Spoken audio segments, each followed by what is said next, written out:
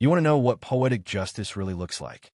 Try picturing this. A pink-blazered, clipboard-wielding HOA president, covered head to toe in muddy sprinkler water, shrieking at the crowd, her crown of authority slipping right down her forehead, while I just stand there on my porch, sipping my coffee, barely holding back a laugh. Yeah, that happened. And if you think that's the wildest part of my retirement, buddy, you're just getting started.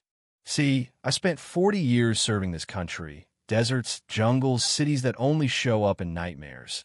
And I always figured when I hung up the uniform, I'd earned a little peace. That's why I bought this ranch, way out here where the sunrise still means something, where my only neighbors for years were cows and coyotes, and where the wind through the pines sounds more like a hymn than anything you'd hear in church. It was heaven until she showed up. Olivia Adams, self-proclaimed queen of the Silver Creek Estates, HOA, marching up my driveway in heels sharp enough to slice a tire, that clipboard clamped to her chest like a battle standard. I'll never forget the way she introduced herself. This property violates community standards. You need to vacate immediately. I just blinked at her. Ma'am, I built this place before your HOA was even a sparkle in a developer's eye. She just gave me a tight little smile, the kind you see on people who think they're the smartest person in the room, and said, then it's time to modernize. That's when I realized this wasn't just a bad day. This was war.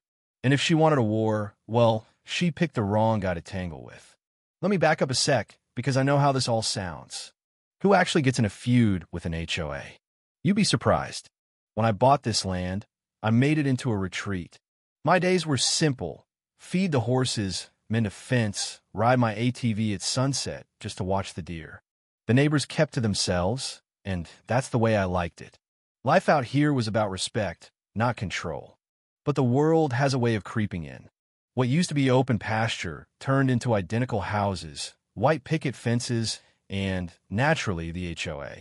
I never thought it'd touch me. My property was outside their boundary. At least it used to be. But then the letters started arriving, each one crazier than the last. Your barn roof is too reflective. Your fence causes visual disharmony. Your military sign is a code violation. I laughed so hard at that aesthetic committee thing I almost spilled my coffee. Called their office, spoke to a cheery woman named Cheryl. Explained that my ranch predated their subdivision by a good 10 years. Oh, I'll let the president know, she said. And that's how Olivia landed on my radar. She arrived in person a week later, hot pink suit, sunglasses you could see from orbit, smile sharp enough to cut glass. I'm here regarding your property, she said in a voice that probably made her dentist rich. I wiped my hand, said, You must be Olivia. I hear you're running the show around here. She corrected me quick. I am the HOA president. And then she started listing my so-called crimes. Rustic appearance, visible equipment, a ranch sign that offended her sense of order. When I told her this was federal land, bought under the Veterans Land Grant Act, she just grinned. Boundaries can change, Colonel. The county approved a new alignment.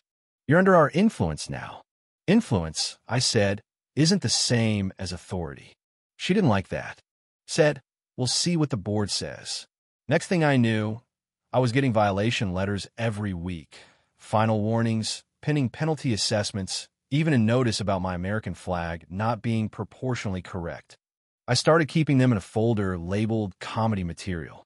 Some of the neighbors whispered that Olivia wanted me gone. Lowering property values, they said. I realized then it was never about aesthetics. It was about control. So I marched right into the next HOA meeting. It was like a parody. Clubhouse with marble floors, residents sitting in perfect rows, Olivia at the podium reciting violations like a grocery list. While I raised my hand, the room stiffened.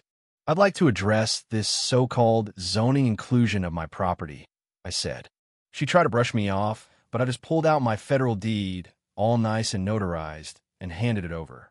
You can wave your military papers all you want, Colonel, she snapped, but around here we follow HOA law. That got a laugh from the crowd. I said, never heard of it in the Constitution. Her face went beet red. That's when the gloves came off. Suddenly, drones started buzzing my fence line. HOA inspection units, she called them. Two of her guys tried to measure my fence until my dog Daisy chased them off. I decided, fine, two can play this game. Marched down to the county records office, got every map, every plat, every legal description ever filed. The clerk, a retired Navy guy, just laughed. "She's bluffing, Colonel. You're in the clear." I printed everything anyway, labeled it legal education for HOA presidents. But before I could deliver it, Olivia escalated, a bright orange envelope nailed to my front gate. Notice to vacate. According to her, I had 72 hours to get out. I laugh, sure, but when principle's on the line, I get focused. Rage doesn't help. You need resolve. So I annotated every page, circled the errors, marked the fake boundaries, wrote attempted fraud in red ink. Then I prepared 3 copies of my deed packet, one for the sheriff, one for the county, one for myself. Just in time, too, because by noon a compliance team rolled up, young folks in polos, trying to act tough. "We're here to confirm service of notice." I told them they'd also confirm their own trespassing if they stepped past the fence. They took their photos and hightailed it out. Added that notice to my comedy folder. That afternoon, 2 deputies showed up, Morales, who I knew from a neighborhood barbecue, and a young woman from the sheriff's office. They looked over my paperwork and just shook their heads. "You're outside the boundary," she said. Morales filed a civil harassment report. "If they set foot past your line, call us." I watched their cruiser drive off, feeling the same calm I used to feel before a big operation. That's when I realized I wasn't alone. The neighbors started sending me messages. "She's posted your eviction on the HOA app," one wrote. "Special meeting tonight. Says you're defiant." I smiled. There are worse things to be called. At the meeting, Olivia put on a show, declared I was a threat to community standards, demanded my removal, even claimed to have legal counsel on her side. I asked to see the opinion. She wouldn't produce it, of course. I calmly walked everyone through the boundaries, the land grant, the law. The room started to turn. When Olivia tried to bark another ultimatum, I told her I'd already filed a harassment complaint and that her compliance team had trespassed. "This notice is void," I said, holding up the orange envelope. The crowd was with me. Olivia lost it, slamming her gavel, threatening liens, repaint orders, you name it. The next morning, I put my plan into motion. Called up the sheriff, the county, and even an old friend at the base. Told him I needed a little help with a community relations exercise, a perfectly legal, pre-approved marine logistics drill. By sunrise, convoys were moving into position. Engines humming, radios crackling, Daisy wagging her tail like she'd been waiting for this her whole life. It wasn't a show of force. It was a lesson in boundaries. By 8, the quiet street was filled with uniformed volunteers running their exercise, trucks rolling, tents popping up, radios working. Morales called to warn me. "Olivia's freaking out, says you're invading." I told him it was all above board, with paperwork filed and permissions granted. He laughed. "Just keep it civil, Colonel." Oh, I intended to. The sight of 30 Marines in full logistics mode was more than Olivia could handle. She rushed outside, shrieking about tanks. They were just Humvees, by the way, waving her tablet and threatening to call the governor. Jake, my old comrade, told her politely, "We're authorized, ma'am. Want to see the paperwork?"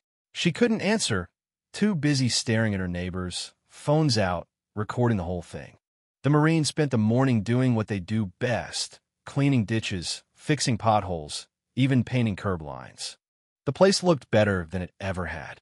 But the real twist? County inspectors showed up. Turns out, Olivia's HOA had skipped basic maintenance for years, missing safety signs, blocked drains, even unpermitted modifications on her own house. She pitched a fit, tried to shut down the inspection, but the county just ignored her. They cited her for everything she'd ever accused me of, and then some.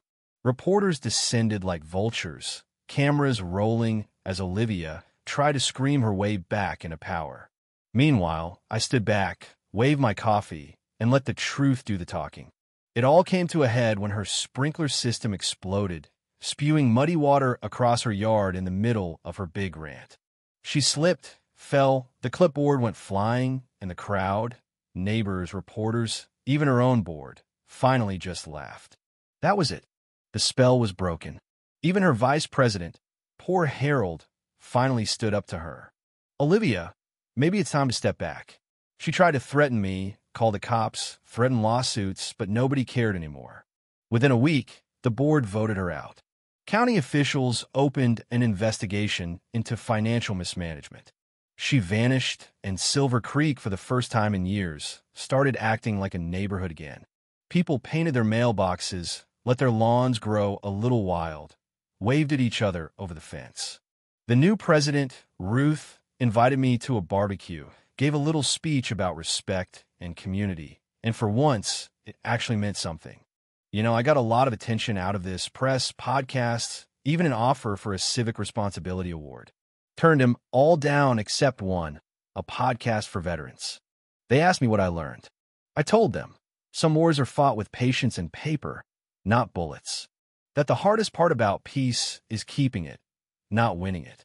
And never, ever confuse authority with wisdom. Now, every so often, I'll get a postcard from someone in another state, Arizona, Texas, Florida, just saying thanks for showing us how to stand our ground. I tack them up on the wall above the old Marine flag. A quiet reminder. Sometimes doing the right thing makes a whole lot more noise than you ever planned. And Olivia? Last I heard, she tried to start another HOA somewhere upstate. It lasted 3 weeks before the residents dissolved it. Word travels fast when a lesson's gone viral. As for me, I went back to mending fences, riding ginger along the ridge, drinking my coffee in peace. That's victory. The best kind. The kind that lets you forget there was ever a fight. So, let me ask you, have you ever had to stand up to unfair rules? Got your own HOA horror story? Drop it in the comments below, and don't forget to subscribe for more true stories of justice, laughter, and just a little bit of poetic revenge. You know what I mean?